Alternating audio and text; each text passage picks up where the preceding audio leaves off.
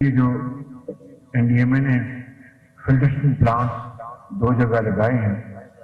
جو کہ اگلے 2-3 دنوں میں مجھے بتایا گیا کہ انشاءاللہ وہ آپریشنل ہو جائیں گے، مگر اس ہفتے میں جو باٹل واٹر ہے ان کا انتظام کیا گیا ہے،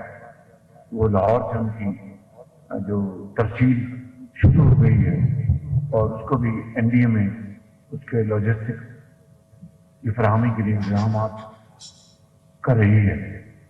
اسی طریقے سے جو ویٹنری جو لائف اسٹاک کے لیے جو ویکسین اور جو دوسری ادویات ہیں ان کا انتظامات کیے جا رہے ہیں، اور پینے کے پانی کے فلٹریشن پلانٹس کے علاوہ جو باٹل واٹر ہے، کلورینیٹڈ واٹر کا بھی انتظام کا مناسب طریقہ کیا جا رہا ہے۔ یہ ہیں وہ سیدھا اقدامات جو کہ ایک مشترکہ ایک ٹیم ورک جو وزیر اعظم صاحب، provincial government, NDMA، federal government اور جو ہمارے ادارے ہیں مل کر یہ اقدامات لے رہے ہیں۔ میں نے NDMA کو یہ گزارش کی ہے کہ کو کہ اگلے 24 گھنٹوں میں مہربانی کر کے مکمل جتنے بھی لوگ اللہ کو پیارے ہو گئے ہیں ان کو پیمنٹ ان کو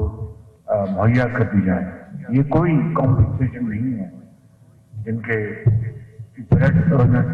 اس دنیا سے رخصت ہو گئے ہیں، لیکن یقیناً ان کے بچوں نے زندہ رہنا، ان کو زندگی کے اندھے پیڑوں سے بچانے کے لیے یہ میری وزیر اعظم صاحب ہم سب کی ایک مشترکہ ذمہ داری ہے، ہماری رسپانسبلٹی ہے بطور ایک پاکستانی کے، بطور ایک پبلک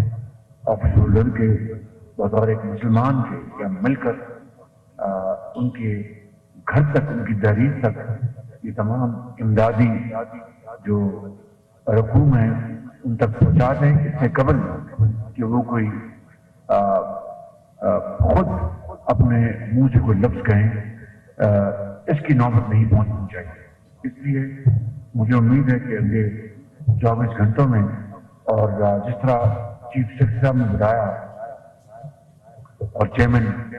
NDMA نے جو آج چیک لے کے آئے ہیں جہاں پر قلعہ سیف اللہ میں جو بات ہوئی ہے،